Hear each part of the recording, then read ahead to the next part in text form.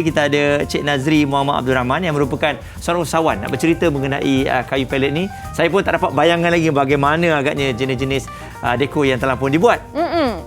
Alright, dan kita bersama dengan Cik Nazri. Assalamualaikum, selamat pagi. Waalaikumsalam warahmatullahi taala wabarakatuh. Selamat pagi, Muaz dengan Fiona. Cik Nazri, Masya Allah dekat je ni. Dekat, ya betul-betul.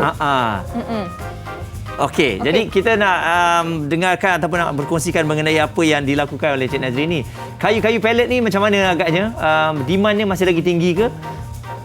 Alhamdulillah, setakat ni market dia, alhamdulillah permintaan dia tinggi. Permintaan dia tinggi lah sebab benda boleh custom made kan. Kalau kita tengok ni kan, Muaz tadi ada cakap Cik Nazri ni merupakan seorang usahawan. Okey. Tapi boleh tak Encik Nazri terangkan kepada kita latar belakang Encik Nazri dan macam mana boleh jadi usahawan dalam membuat seni-seni berkaitan dengan kayu pelet ni? Mula daripada hobi ke macam mana? Ya, betul. Betul. Permulaannya sebenarnya daripada suka-suka.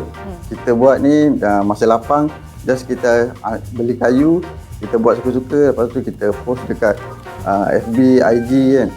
Lepas tu member office minta tolong buatkan satu. So lama-lama jadi macam fikir-fikir balik, okey juga kan.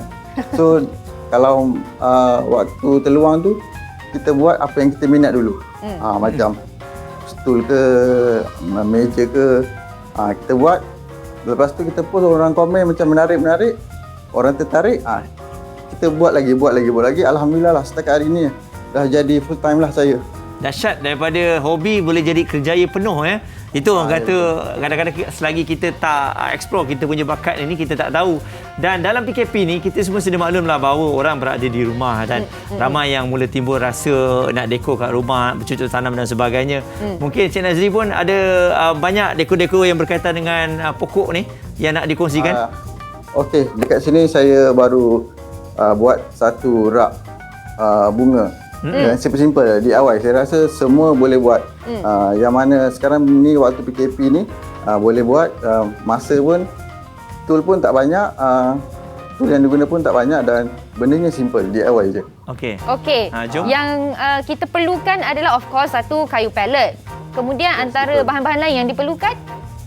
Bahan-bahan lain macam, jadi kalau yang paling simple, kayu, paku atau skru dan kalau manual, gergaji, tukul tu dah yang biasalah, yang basic tool tu memang dah boleh buat lah.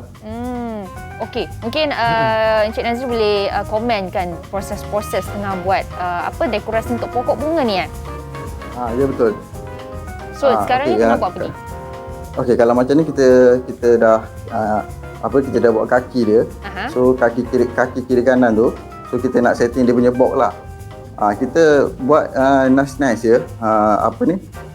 Kita tengok based on pasu lah. Kalau pasu kecil tu kita buat just kecil je, just simple lah, cantik je. Kalau besar tu tengok kita buat besar lah. Kalau pasu besar kita buat besar, kalau kecil tu kita buat just simple je. Cik Nazri, ada tak tips macam mana kalau kita nak stablekan sesuatu barang yang kita buat? Macam contohnya tempat letak bunga ni kan. Sebab saya kalau buat yang kayu ni, selalunya bila dah potong lepas tu mesti tak stabil. Dia tak cantik lah dia punya berdiri tu. Ada ke tips-tips yang simple untuk kita gunakan? Kalau stabil tu, first ukuran tu mesti kena tepat. Okey. Ukuran tu mesti kena betul-betul lah, accurate lah. Memang kena tepat. Kalau tak memang kadang-kadang terjongkit lah kan. Betul. Lepas tu kita nak tahu berapa load pasu tu. Kadang-kadang pasu besar takkan nak pakai kayu kecil kan. So kita nak kena tahu juga loading berat, total berat tu berapa kan. So kalau macam yang ni simple je, mesti tak adalah berat sangat lah kan. Tapi kalau yang saya buat ni, satu baris tu ada 4. So bila campur dengan tanah, dengan pasu, dengan pokok bunga tu agak berat jugalah sebenarnya. So saiz kayu dengan kita nak tahu berapa berat bunga tu sebenarnya. Barulah balance. Simple lah kalau macam ni. Simple lah. Macam Cik Nazri tadi cakap, kita sendiri pun boleh buat dekat rumah kan. Tapi kalau biasanya, mana kita nak dapat kayu-kayu pelet ni ya? So sekarang ni saya rasa dah lagi senang untuk kita dapat. Sekarang dekat Facebook, dekat online, dekat even dekat Shopee pun dah ada jual.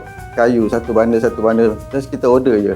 Tapi kalau yang betul-betul yang rajin, yang nak save cost, dekat kawasan-kawasan industri, tu banyak. Biasanya kawasan-kawasan industri dia kan buang pellet yang dah tak pakai tu dia orang dah tak guna kan. So kalau rajin tu, kalau ada modal, pergi ambil je lah kan. Biasanya dia orang tak dekat kawasan industri memang banyak lah benda-benda tu kan. Kayu-kayu, ya betul. Yes. Tapi dalam keadaan sekarang tak boleh keluar, anda beli online pun lagi mudah. Tapi barangan asas untuk kita nak bertukang, selain daripada tukul dan juga paku, apa lagi yang perlu ada? Kalau manual, kalau betul-betul minat tapi tool tak ada, just gergaji, paku, tukul, pembaris, pensel, tip. Dah itu je. Pembaris, pensel, tip. Okey. Betul. Kalau ada tools macam spiller saw, drill, impact drill, lepas tu sander, getah pasir kan. Itulah antara basic lah. Basic tu lah, tak sampai 5 item lah. Yes. Teringat dulu kamera hidup masa kat sekolah. Ya. Betul. Benda ni Fiona pernah buat tak, Fiona? Pandai. Saya ingat lagi, saya buat tempat gantung kunci. Okey. So masa tu memang awak buat ke atau ayah yang buat kan? 50% saya buat. 50% ayah saya buat. Kan sebab yelah kita kadang-kadang nak memaku tu tak masuk tepat lah kan. Jadi kadang-kadang bakat ni memang kita dah cuba buat tapi tak ada. Tapi tak apalah, ini mungkin DIY kita sendiri, tak adalah nak dapat perfect kan. Jadi kalau tips untuk orang yang berada di rumah sekarang ni, Cik Nazri, nak buat DIY sendiri untuk kita buat benda yang simple-simple, perhiasan rumah dengan kayu ni, apa yang perlu ada selain daripada kesabaran? Satu, kesabaran, ketekunan, kerajinan. Begitu. Sebab kalau kita pergi ambil pellet sebiji, nak bawa balik rumah, lepas tu kita nak buka, baru kita tahu, susah juga sebenarnya benda ni. Tengok macam simple je kan. Boleh kata memang berpeluh jugalah kan. Yes. Okey. Jadi antara barangan lain yang Cik Nazri buat sekarang ni, yang paling Cik Nazri suka buat lah, yang paling banyak demand orang minta. Sekarang yang paling banyak demand yang saya buat katil budak atau three bed house. Katil kanak-kanak yang macam bentuk rumah tu. Yang ni betul. Yang ni alhamdulillah lah. Okey, kalau macam tu mungkin Encik Nazri boleh kongsikan Instagram ataupun Facebook supaya kita boleh tengok lebih banyak lagi. Okey. Instagram saya Carpenter Melaya, Facebook pun Carpenter Melaya. Okey. Jadi jangan lupa pergi ke sana. Harga kita boleh dapat murah-murah. Jangan lupa untuk menyokong produk tempatan kita. Terima kasih Cik Nazri. InsyaAllah kita jumpa lagi nanti. Terima kasih sama-sama. Terima kasih dah ada tips yang dikongsikan tadi.